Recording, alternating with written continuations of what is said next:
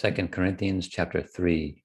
Do we begin again to commend ourselves, or do we need, as some others, epistles of commendation to you, or letters of commendation from you?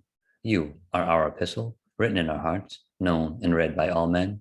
Clearly, you are an epistle of Christ, ministered by us, written not with ink, but by the Spirit of the living God, not on tablets of stone, but on tablets of flesh, that is, of the heart. And we have such trust through Christ towards God, not that we are sufficient of ourselves to think of anything as being from ourselves, but our sufficiency is from God, who also made us sufficient as ministers of the new covenant, not of the letter, but of the Spirit. For the letter kills, but the Spirit gives life.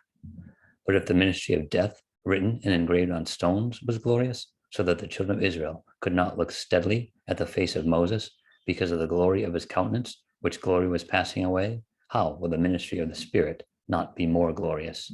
For if the ministry of condemnation had glory, the ministry of righteousness exceeds much more in glory.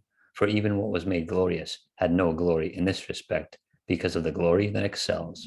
For if what was passing away was glorious, what remains is much more glorious. Therefore, since we have such hope, we use great boldness of speech, unlike Moses, who put a veil over his face, so that the children of Israel could not look steadily at the end of what was passing away.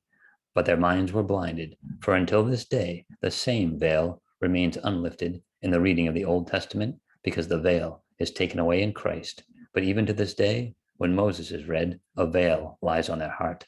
Nevertheless, when one turns to the Lord, the veil is taken away.